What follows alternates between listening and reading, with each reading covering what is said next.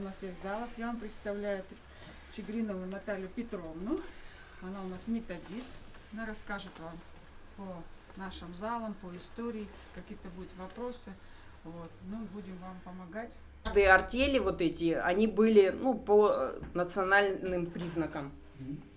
Каждая артель составляла от 15 до 12 человек. Ну, бывали, что одиночные копатели. Но очень было сложно одиноким, потому что здесь также присутствовали различные банды, различные, ну, преступные элементы. Потому что слухами, как говорится, полнится Россия, сюда стали стекаться те, которые хотели просто наживы. Естественно, не приспособленные здесь были для, ну, еще для хранения золота, скупка золота. Поначалу все оплачивали золотом. Один золотник – это 4,2 грамма. И вот было до такой степени богато, вот этот богат ручей, что каждый старатель за сутки по 102 грамма, получается, намывал. Вот этого золотниками. И, ну, золотом сыт не будешь, естественно, нужны были продукты. Хоть у нас тайга вроде бы богатая, но охота занимает большое время, и поэтому сюда стали стекаться зейские предприниматели, китайские предприниматели, они начали привозить различные товары, и началась спекуляция. Преступления начались здесь. И сюда прислали вот 79-ю армию ОГПУ. Здесь, сюда. В Монголии был заключен договор, и сюда прислали верблюдов. Вот у нас есть фотография с верблюдами. Но верблюды здесь не выдержали морозов, потому что вот когда они шли по тропе, стоял стон. То есть от холода. И вот якуты, они как бы боялись. Вот местное население боялось этих животных, потому что, ну, чудное же такое, интересное. Ну вот сахатых даже здесь использовали. Использовали. Да, в основном, конечно, все это на лошадях. Это в 25-м году только стали, и то благодаря вот Дзержинскому, что он обратил внимание, что хорошее золото пошло в республику, и нужно сюда прислать технику и помощь. И в 25-м году уже стали вот автомобили, первые ЗИСы появляться. Прилетел первый гидросамолет, сел на Укулан, ну, на Алдане там. И 10 пудов, вот первые 10 пудов продукции пришло вот в 25-м году. А потом уже в дальнейшем стали перевозить частично драги. Все равно ручной труд, конечно, тяжелый. И драги заменили около, ну, большое количество людей. Конечно. Потому что у вас тресс Алдан золота в 24-м году. Он здесь был или в Якутске? Здесь. Здесь был, да. И вот он непосредственно подчинялся Совнархозу или Москве? Нет, он Якутску.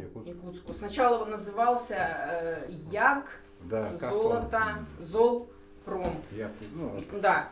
А потом его переименовали уже на Алдан Золото. Вот Алдан Золото, комбинат, это существовал в советское время, считай, 70 лет, это основа города Алдана. То есть в 23-м году у вас столетие будет? Да, в 23-м году у нас будет 100 лет. Именно Алдан Золото? Городу Алдану. Городу Алдана. Ну, немножко там не дотягивает год, где-то вот примерно так. У меня старший брат у вас начальником отдела КГБ работал в 90-х годах. Ой. Я приезжал сюда. Ну, я сам геолог, я часто приезжал сюда, когда в геологию. Все, экспедиция-то осталась или нет? Сейчас. Геология? Да. Ну, у нас геологию там расформировали, в основном все передали музеи, все передали Якутску, все документацию, вот. Ну, конечно, геологоразведку, ну, проводят, ну, уже... На Куранахе что сейчас? На Куранахе у нас Полис Алдан занимается. Они биовучалачиванием, да? Да, да. Вот у нас следующий зал, там золотая промышленность. Вот там уже... Я там сам посмотрю. Хорошо. По тропам. Но прятали золото в разные места, и в мыло, и в хлеб, и вот в нарты, в посох, допустим, да. Даже втирали вот этот золотой песок в вату фуфаек. И, конечно, вот кто охранял, должна была быть охрана. Сначала была первая милиция, но они просто не успевали работать с этими, ну, как говорится, не хватало рук, тем более были вооруженные, много людей погибало. Вообще Алдан, можно сказать, ну, на костях.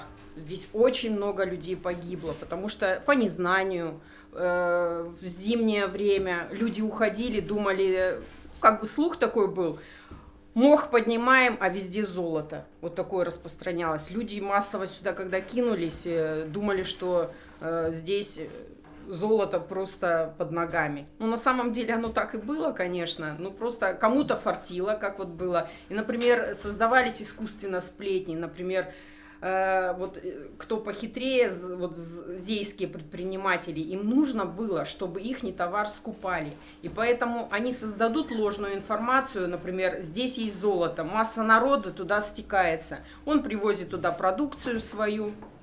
Люди в долг брали, ну как бы в кредит брали, разорялись полностью, а там золота не было. Ну, он наживался, естественно, бросал. И вот так вот люди массово, где кто услышит, например, что золото есть, все массово туда бросаются. А это же все равно тяжелые условия труда, здесь же все было поросшее лесом. Начинали вот выкорчевывать, начинали строить. Первые были землянки, жили практически, ну, и одежды не было, с обувью была очень большая проблема, потому что обморожений очень много было, ну и с голоду вот умирали.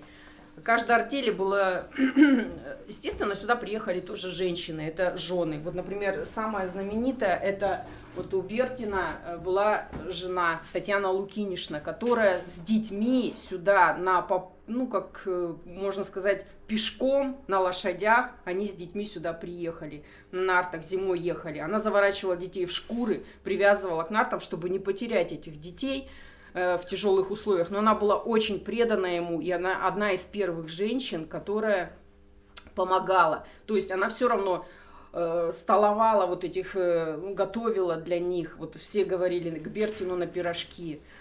Ой, к Бертину, да, к Бертину на пирожки.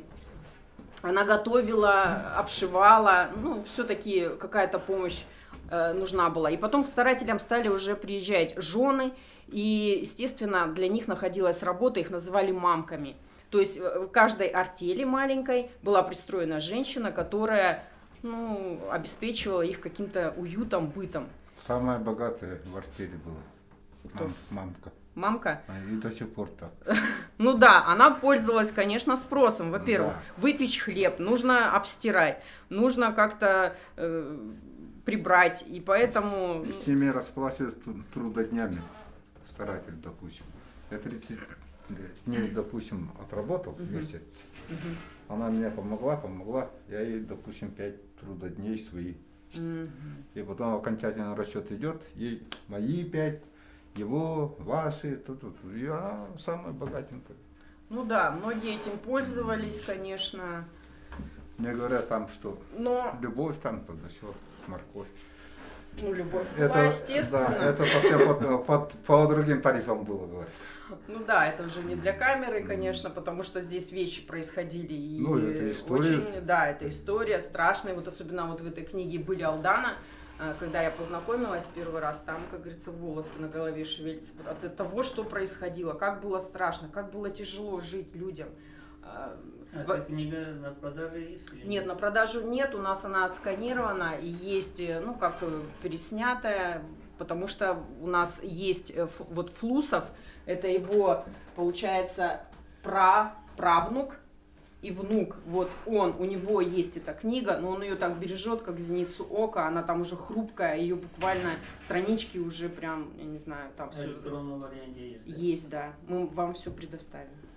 Сказал уже, мог открываешь и сразу золото. Да. С крыши практически не было. И у нее видимое золото это было. Не то, что вот, допустим, у нас. В Аймяконе, допустим, там с крыши составляет более 10 метров. А здесь, ну, Практически. практически под ногами было.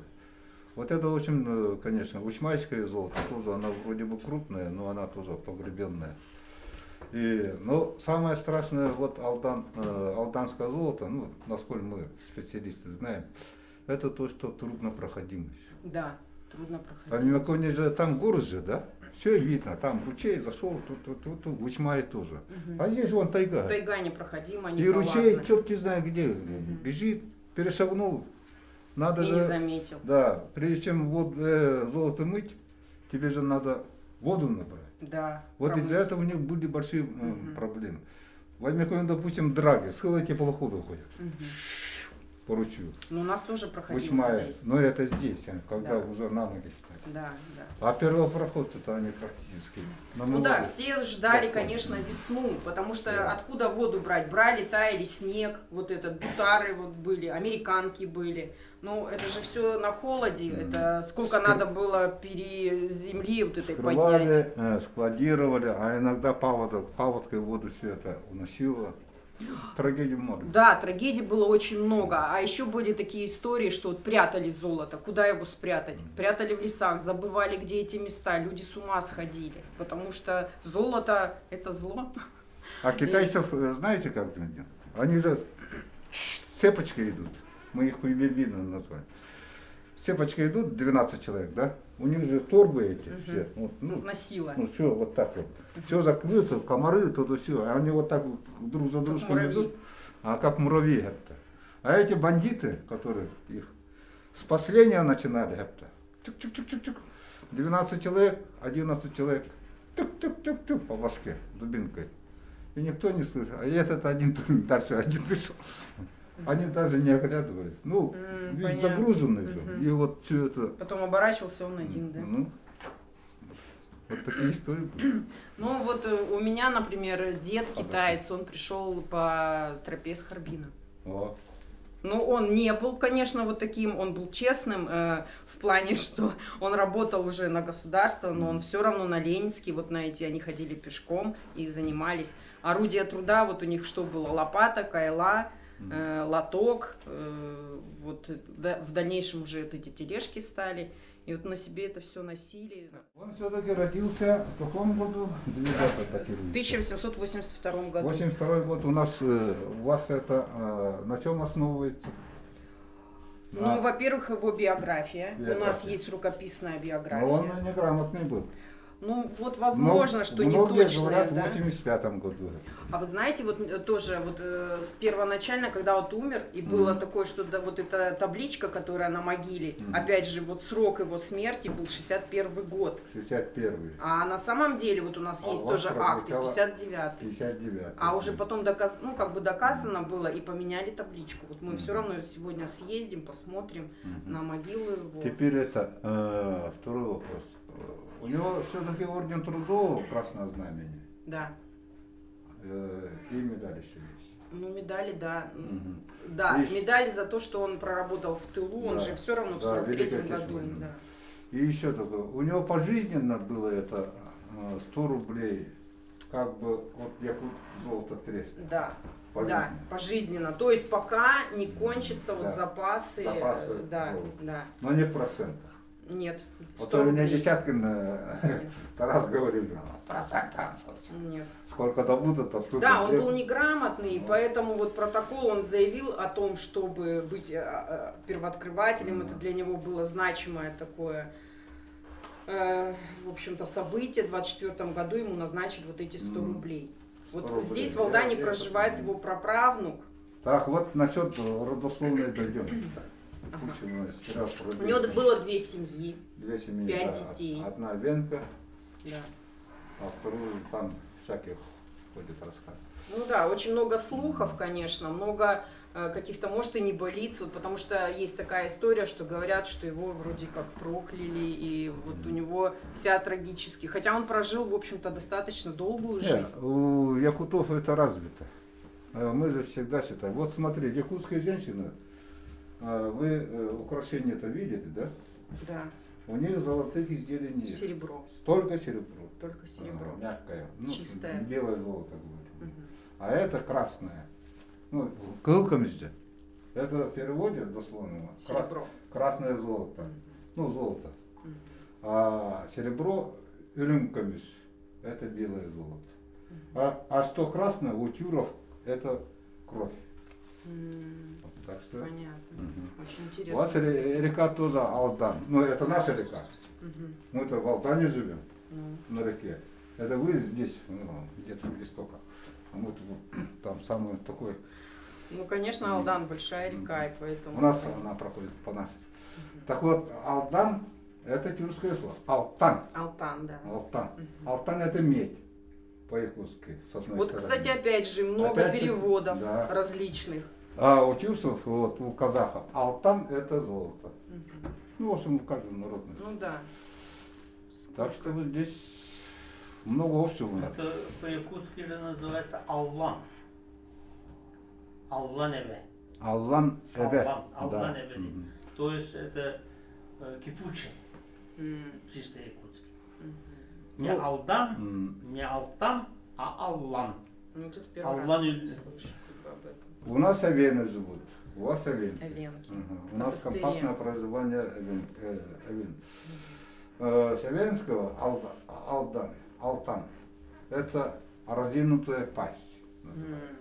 Он как раз вот когда впадает вот сюда, на Лену, она же вообще как море. Ну, если географическую карту сверху посмотреть, Да, да, сверху развилки посмотреть, вот эти, да. то получается В такое. общем, у каждого народности Да, свои. свое вид. Ну, И очень много же, ну, мы геологи тоже этим грешим. Мы же много переименовываем. Да. Ну, фантазии не хватает. Комары кусают, тут же, черт, тут же незаметно, я бы назвал проклятый. ну вот заметьте, да, когда проезжаешь различные ручьи, Да. речушки, очень много таких названий, которые, вот у нас есть орачон, да, тоже значение орачон, есть люди орачоны, это олень. Ну, опять же, тоже с тунгусского, много других переводов каких-то. И когда мы наносим вот местное название, ну, особенно русскоязычные, ну, не коренные жители, мы транскрипции. Транскрипция. Хромает у нас, ну, у геологов. У меня отца вырастил отчим якут. Вот у нас вот такое есть. С одной стороны Ну, у тебя, китаец, да, у тебя гремучая смесь. гремучая очень, да. Ну, это хорошо. Освежили кровь. Ну вот. И давайте теперь. Про детей. Ну, про детей, видите Юра, ли, запоминай. да нет, и про детей мы много не знаем. Вот Ну, что дело какие? в том, А что, потом мы начнем сами. ну, Зацепки. вот Да. вторая семья, вот у него было, ну, дочери.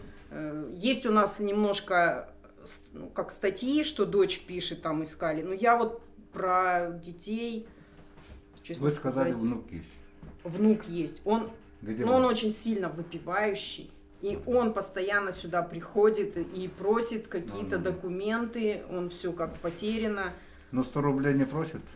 Ну, разговор Нет, ведется, нет. что ему должны.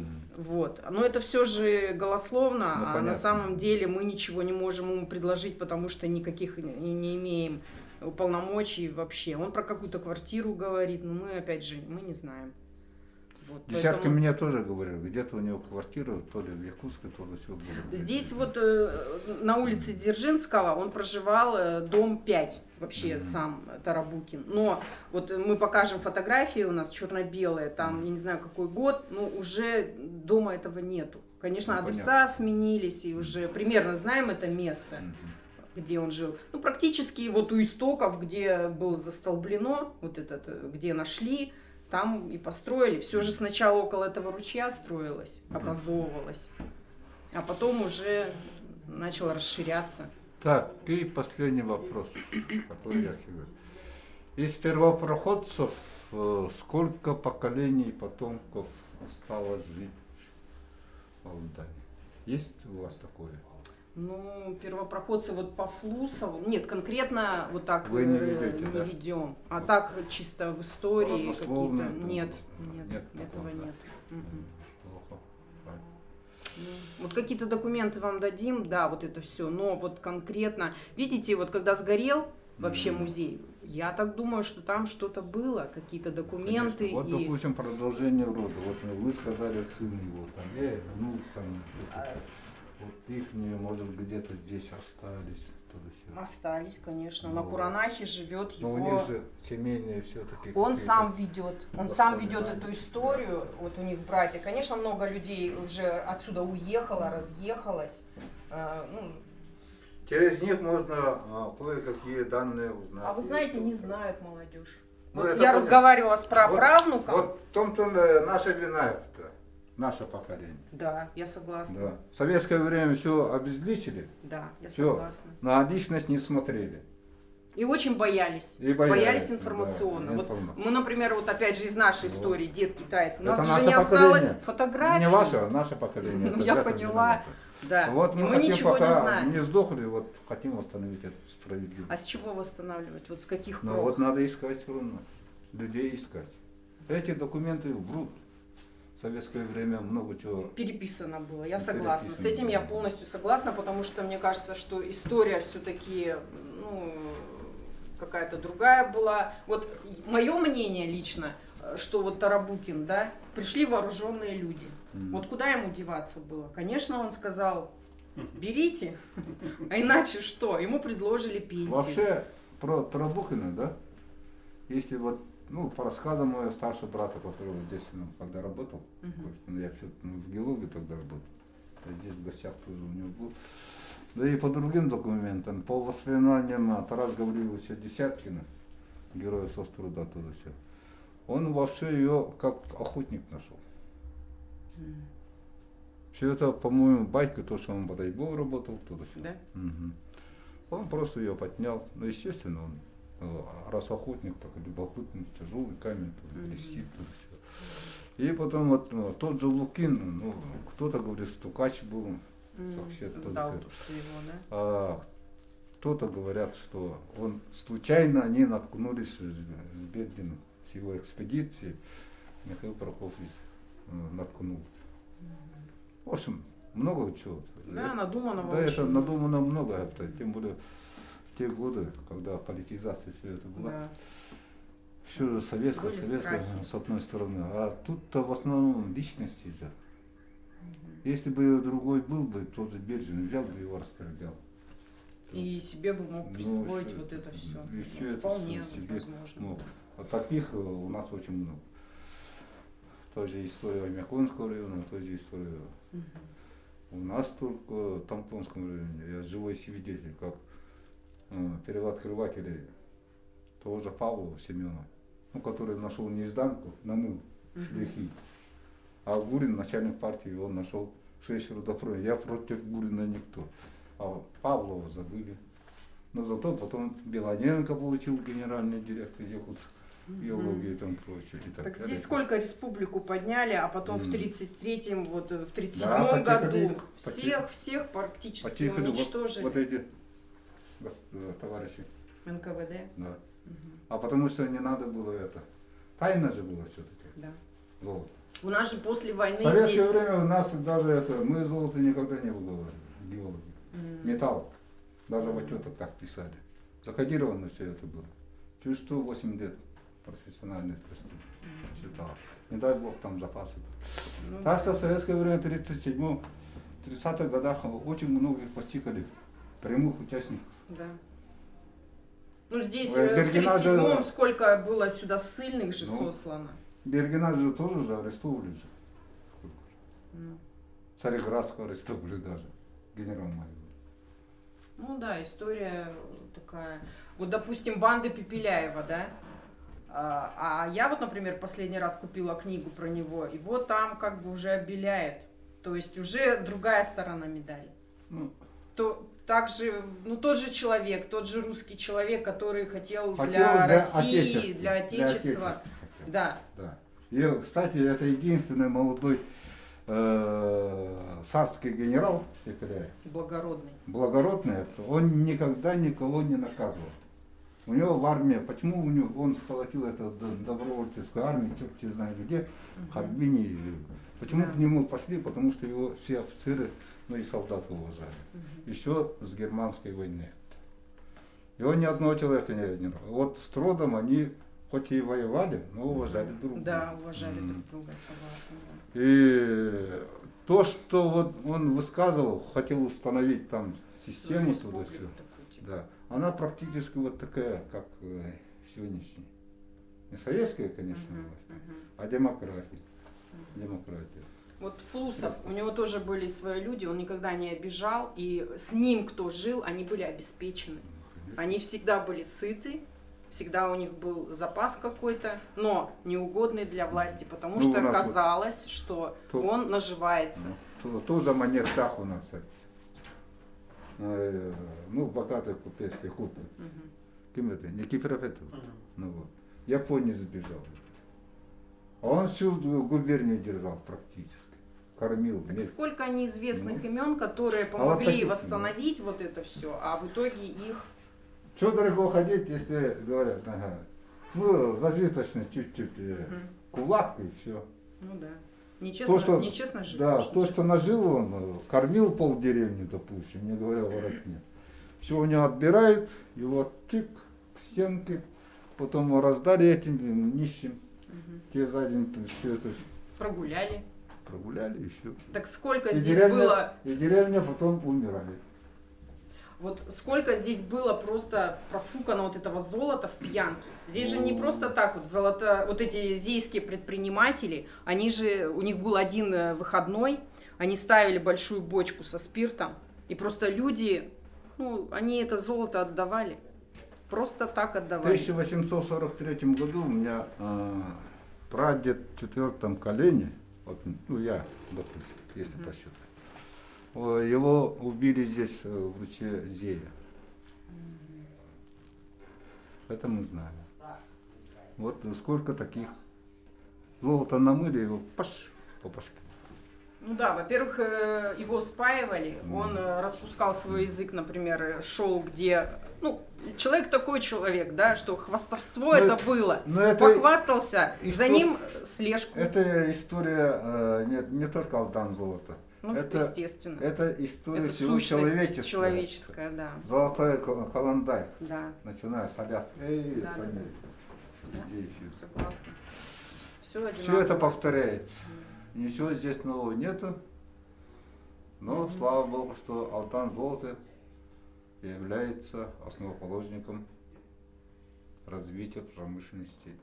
Ну, Когда у нас Алтан золото вот здесь заиграло, трест, туда все, ну, с нашего Тампонского района здесь принимали участие в начале 30-х годов, ну, по крайней мере, мы на сегодняшний день только знаем 36 человек. Это уроженцы Байгантайского наследия и Меганалданского. В том числе, даже женщины были у нас здесь, работали. И в том числе трудовую закалку в горняцком коллективе прошел будущий герой Советского Союза, знаменитый снайпер, герой Советского Союза Федор Матвеевич Охловков, уроженец села Кресхаджай, откуда вот мы, как говорится, приехали. И вот мы хотим все-таки, да, вот его книгу мы, которую выпустили, это музею. Музею. Ага, а то Богатая библиотека. администрации подарим, там на полку поставят и все. Нет, нам И очень чиновники, нужна эта информация, чиновникам- конечно. Это дети его написали. Кстати, у них единственное, в бывшем Союзе 2 семьи только было. Семья героев. То есть герой Советского Союза Федор Матвеевич Охловков, его жена Анна Николаевна. Анна Николаевна, это его жена. После войны, он имеет 12 ранений, Федор Матвеевич. После войны они родили 10 детей и воспитали. И такой же, это в глухой якутской селе. И такая же семья была в Ауле, в Средней Азии где-то. Мгм. 2 семьи только. Ну и край чудесный, Тампония, так называемый. Наша история. Да, Мы тоже край изучаем непуганных зверей и санитаров природы. И восхищаться, где же наши друзья живут. Это Спасибо вам чисто большое. путеводитель. Ну, так вот, чтобы сказать, домики есть, Домик любой, частные. любой частный. Есть такие. Ну, Илья Семенович нашел Хандели, самое старое здание. самое старое здание. Какое здание у нас? Ну, у самое нас старое? очень много Ну, он сгорело. старше меня 47-го или какого. То, что где больница или как? Да, вот где вы жили, Я родился. ага, там параллельно улица. Канинауса. Канинявулса. А там что за здание? Каменные? Нет, нас ты чё, По Деревянный. улице вот как раз Бертина. М. Вот, очень много домиков, Надо которые вот, да, ну, вот это, заброшены. надо вот это, Но они как такие бы, частного порядка. да. Но все равно это самое старое здание Алдан. Вот такое должно быть. Вот сейчас в Якутске мы нашли, а как-то никто никто не задумывался. Оказалось, вот Чарли, помните, был ресторан? Театром был раньше. В Якутске? В Якутске. А я вот. не знаю. Я в Якутске. Но он бывший сектор. 1708 год, первый молебен. Там, значит, все беринги, все эти были там. Ужасно. А у Голубенко Алексей поддерживает связь? Друг? Нет. Он в Москве. Ну, как, Нет. как как-то- оборвал, да, не Да, у нас как-то, чтобы Работает списываться. преподавателем. Вы знаете, когда начинаем вот писать какую-то книгу, вот у нас в 2019 году мы писали про Ян Транс, и люди, ну, информацию вот эту даем, и люди начинают нам слать вот на электронную почту какую-то информацию, какие-то фотографии. Ну, хочется, чтобы осталась память. Вот в данный момент мы работаем над гражданской авиацией. У нас же тоже борт свой был, Ну, и да. у нас очень уже много, большой материал, и мы будем вот ну, к столетию, конечно, мы выпустим книгу «Гражданская авиация». И много откликается людей с разных уголков вот, России, с Москвы, там даже за границей. В прошлом году мы с нерюнгринцами поработали. Они сделали у нас под пути великих свершений, там серия есть такая, 7-й, но он без цифры. Там называется «За горючим камнем». Там где-то 2/3 история Дальнего Востока, как уголь. Сахалин, там Чукотка даже, вот Камчатка, все. Вот этот угольные дела Амурского, Восприморья, Артем там уголь. А 1/3 это уже про Нерюнгри. Ну, может быть, здесь и про золото как-то надо задумать к столетию Алдан золота. Нерюнгри же раньше считался Алданским районом. Ну да. Нет, имеется в виду, прецедент такой был, или книга пользуется очень большим успехом тоже у них. Да, конечно. Ну, поэтому- Это история. Очень мало же вот И это. главное не в одном там Нерюнгри, как бы вот этот бестселлер, а для всех, которые много же шахт закрылось. Мгм. И сейчас вот прямо Рачихинска пишут, нам отправьте нам хотя бы 3 штуки. Ну, одну-то нигде. Поэтому золото тоже очень интересно, потому что и Бодайбо, и много же иссякло золотого. И здесь тоже много же уже, как бы в других местах уже идет вот эта добыча. Поэтому интересно. Музею мы дарим это, вот воспоминания наших очевидцев, там, земляков именно. Про Тарабулкина Михаил Прокопьевич. И вот здесь у нас музей, тут все. И там история, и газеты. И понятно, газеты да? же тоже здание-то Ну, что это снесли есть на старое. якутском языке, у нас есть Дарья Петровна, Было она нам самое перевод тоже сделает. 28 года. А, ну, Да. Просто она вот- сейчас в отпуске, Василий. Ну да. Там было И одноэтажное, это потом наши второй этаж знаменитые, подстроили. знаменитые геологи Баягантайского, Вот еще именно на только 50 лет Баягантайского. ЛКСМ там вот старое Это здание первооткрыватель Кулар золота, были. Ну да, орденоносец, ну, тоже сейчас, все. там Ефимов было говорил, отделение, старое это здание. наш с Потом вами это, Михаил Прокопьевич. Римский, А это там Оклопков Михаил Егорович, Римский участок, фронтовик, его тоже снесли. начальник геологической партии, который первый в 1960 году получил звание заслуженный геолог Якутской ССР от, как коренной житель. Понятно, В общем, ваш архивный материал. да, это наши, хотя они практически, вот кроме Охловка, без образования геологического. Ну, А я с геологическим образованием ни одного еще не открыл. Спасибо большое. Спасибо.